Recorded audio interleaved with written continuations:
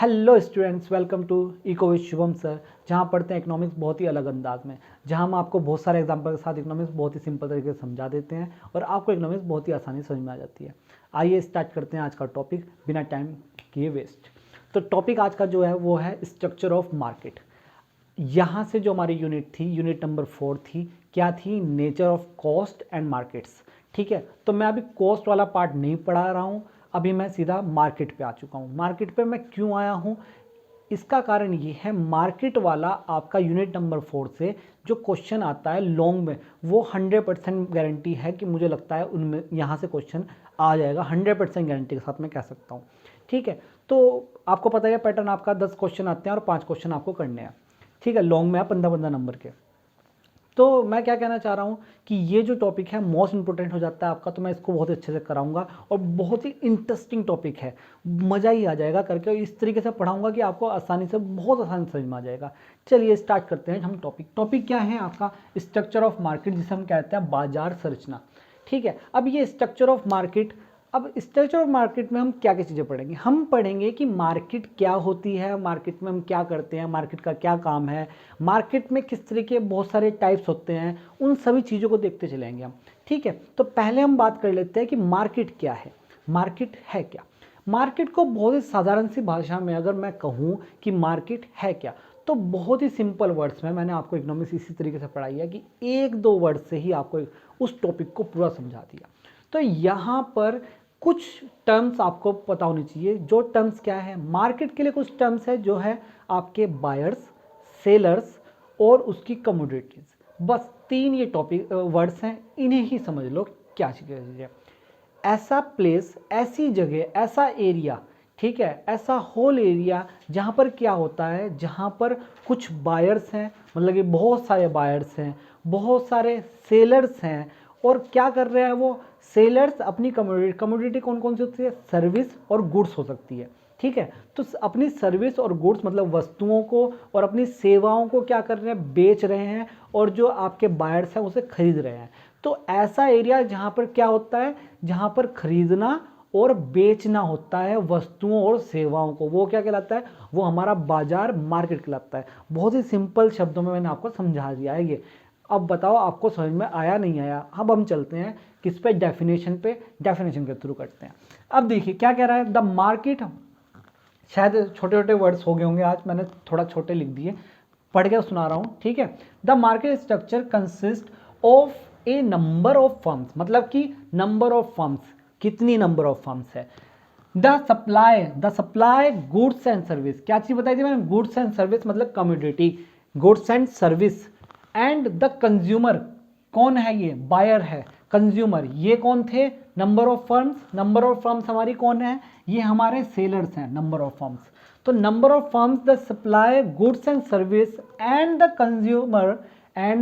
Consumer who buy these goods and service, मतलब कि ये जो वस्तु और सेवाएं हैं जो हमारे सेलर्स बेच रहे हैं, उसे कंज्यूमर क्या कर रहा है? खरीद रहा है। कंज्यूमर क्या कर रहा है? खरीद रहा है। This has to determine the level of production,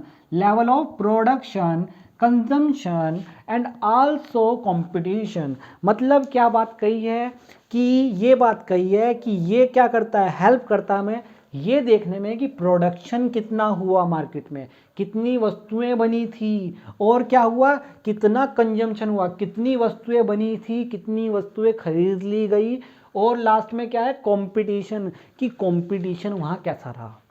ये क्या बात करते हैं? ये मार्केट की बात हो रही है। मार्केट सीधे सीधे शब्दों में क्या है कि supply goods and service, firms क्या कर रही है? सप्लाई कर रही है गुड्स एंड सर्विस की, और कंज्यूमर क्या कर रहा है? वहाँ खरीद रहा है। और ऐसे उस एरिया को हम, जो ऐसा एरिया है जहाँ पर ये सारी चीज़ें हो रही है, वो एरिया हमारी मार्केट कहला रही है। बहुत ही सिंपल शब्दों में।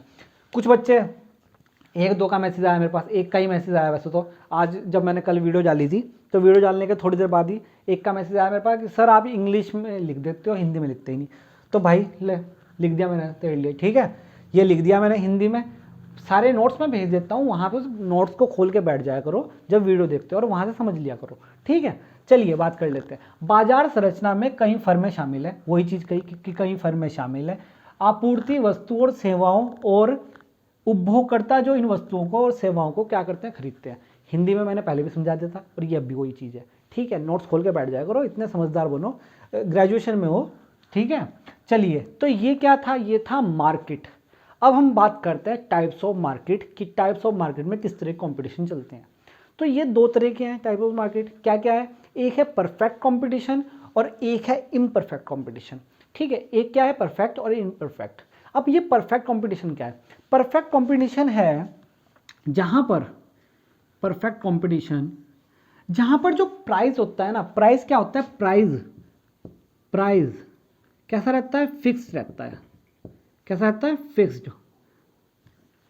प्राइस फिक्स्ड है, वस्तुएं सिमिलर है, होमोजीनियस है, बिल्कुल एक जैसी वस्तुएं हैं, बहुत सारे बायर्स हैं और बहुत सारे सेलर्स हैं, सेलर्स भी बहुत सारे हैं और आपके बायर्स भी बहुत सारे हैं,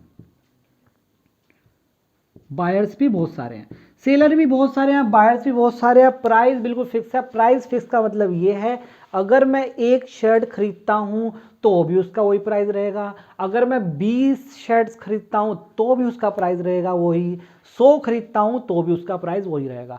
ऐसा नॉर्मल लाइफ में नहीं होता। अगर आप नॉर्मल लाइफ में करते हो तो जितनी ज़्यादा खरीदोगे उसका प्राइस उतना ही कम होता चला जाता है। तो मतलब एक तरीके से कहा जा सकता है कि ये जो परफेक्ट कॉम्पिटिशन है ये काल्पनिक है, ठीक है। इसको बात करेंगे हम आगे, बहुत अच्छे से करेंगे। उसके बाद आता है इम्परफेक्ट कॉम्पिटिशन। इम्परफेक्ट कॉम्पिटिशन वो है जहां पर आप प्राइस फिक्स नहीं होता। प्राइस फिक्स नहीं होता का मतलब कि अगर आप एक शर्ट खरीदते हो, मैंने एक शर्ट खरीदी, वो 400 रुपये की खरीदी, उसके बाद जब मैंने कहा उसे कि मैं 10 शर्ट खरीदूंगा तो एकदम से दुकान वाले ने क्या कहा कि हम आपको 350 की शर्ट लगा लेंगे, खरीद लो जी, 10 खरीद लो। मतलब उसके मन में भी आया कि यार जी ज़्यादा शर्ट खरीदा है। तो ये हमारा एक नॉर्मल लाइफ में मार्केट का स्ट्रक्चर होता है। तो इसे क्या कहते हैं, इम्परफेक्ट कंपटीशन। इम्परफेक्ट कंपटीशन में 3 टाइप्स आ जाते हैं, ठीक है। 3, वैसे तो 1-2 और आ जाते हैं, उसके बारे में बात करेंगे। तो एक होता है मोनोपोली। परफेक्ट कंपटीशन को हिंदी में क्या कहते हैं, पूर्ण प्रतियोगिता। फिर से हिंदी वाले के लिए बता रहा हूँ, पूर्ण प्रतियोगिता। इनपरफेक्ट को अपूर्ण प्रतियोगिता, ठीक है। उसके बाद आता है मोनोपोली। मोनोपोली मतलब एकाधिकार। क्या है, एकाधिकार। लिख नहीं रहा हूं, बस सुन लो, बस एकाधिकार। मोनोपोली का मतलब क्या है कि जो आपकी फर्म है वो सिर्फ एक है, मतलब कि एक ऐसा एरिया है जहां पर सिर्फ एक ही दुकान है। अब एक ही दुकान का मतलब है वो अपना अधिकार पूरा जता सकता है। इसे हिंदी में इसलिए कहा गया है एकाधिकार, मतलब एक का ही अधिकार है सिर्फ, तो वो है मोनोपोली। उसके बाद आता है मोनोपोलिस्टिक, एकाधिकारात्मक। मोनोपोलिस्टिक में क्या है कि बायर्स बहुत सारे हैं और सेलर्स भी बहुत सारे हैं, बायर्स भी बहुत सारे हैं और सेलर्स भी बहुत सारे हैं, बट यहाँ पर जो प्राइस है वो अलग अलग है। प्राइस क्या है, सबका अलग अलग हो सकता है, और जो वस्तु है वो काफ़ी ज़्यादा एक जैसी है पर लेकिन बिल्कुल एक जैसी नहीं है, ठीक है। जैसे कि एग्जांपल लेके समझ लेते हैं, आपका टूथपेस्ट हो गया, टूथपेस्ट में कोलगेट भी है, ठीक है, कोलगेट कंपनी का टूथपेस्ट है, पेप्सोडेंट का टूथपेस्ट है, और बहुत सारे हैं, डाबर का भी टूथपेस्ट है, और एक वो है पासाओ है, उसका नाम मुझे याद नहीं आ रहा क्या है, तो उसका भी टूथपेस्ट है। पर लेकिन सबका काम क्या है, सब वही है कि भाई दांत साफ करने के लिए आपका एक प्रोडक्ट है, ठीक है, टूथपेस्ट है एक।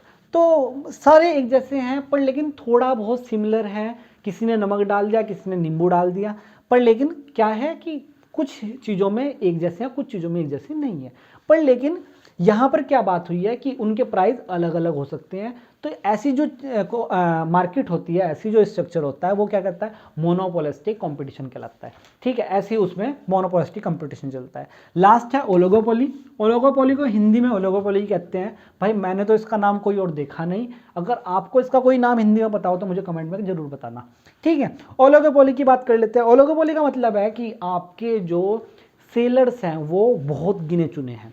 सेलर्स मतलब कि फर्म्स हैं, ठीक है। यहाँ पर सेलर्स की बात, फर्म्स की बात कर रहा हूँ मैं, ठीक है, सारे के सारे फर्म्स, ठीक है, फर्म्स।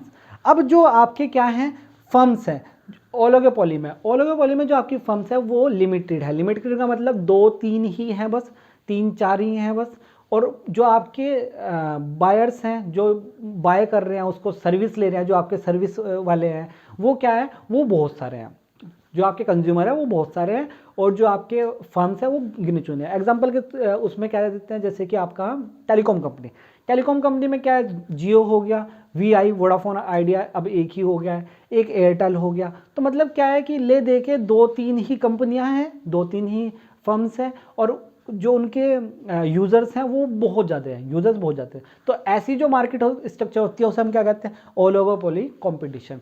तो क्या है, जब मार्केट कौन सी, टेलीकॉम कंपनी वाली जो मार्केट है वो ओलिगोपोली है, ठीक है। जो आपकी टूथपेस्ट, जो आपके नॉर्मल प्रोडक्ट वाली क्रीम्स वगैरह, ये सारी किस में आ जाती है, मोनोपोलिस्टिक, मतलब कि जो हमारा जो नॉर्मल लाइफ में होते हैं। और मोनोपोली कौन सा है, जहाँ पर एकाधिकार, मतलब कि एक ही दुकान है सिर्फ, वही हमारे कॉलेज के पास जैसे सारी दुकानें बंद हुई, एक दुकान खुली है, तो फिर वो क्या कहता है, मैं फोटो स्टेट के भी 4 रुपये लूँगा, क्योंकि कोई दुकान नहीं है, फिर वो एकाधिकार चलाता है।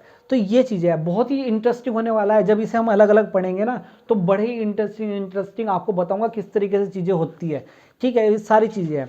तो आज हमने क्या क्या चीज़ देखी थी, आज हमने स्ट्रक्चर ऑफ मार्केट देखी, मार्केट के बारे में बताया कि मार्केट क्या होती है, उसके बारे में बताया क्या क्या चीज़ें है कि उसमें हमारा सेलर और आपके बायर्स उसके बारे में है, ठीक है। उसके बाद हमने स्ट्रक्चर देख ली, ये आपके टाइप्स थे। तो आज के लिए इतना ही रहेगा। अब मिलते हैं हम नेक्स्ट वीडियो में, और नेक्स्ट वीडियो में हम देखेंगे परफेक्ट कंपटीशन को, फिर इनपरफेक्ट कंपटीशन को, उसमें भी ये एक एक करते जाएंगे। लॉन्ग क्वेश्चन यहाँ से बनेगा, मैं 100% गारंटी दे रहा हूँ। लास्ट ईयर भी आया था, ठीक है। तो इसे बहुत अच्छे से पढ़ना है, मोस्ट इंपॉर्टेंट हो जाता है आपके लिए टॉपिक, ठीक है। अब मिलते हैं हम नेक्स्ट वीडियो में, हमसे जुड़े रहिए और अच्छे से पढ़ते रहिए। अब मिलते हैं नेक्स्ट वीडियो में, धन्यवाद।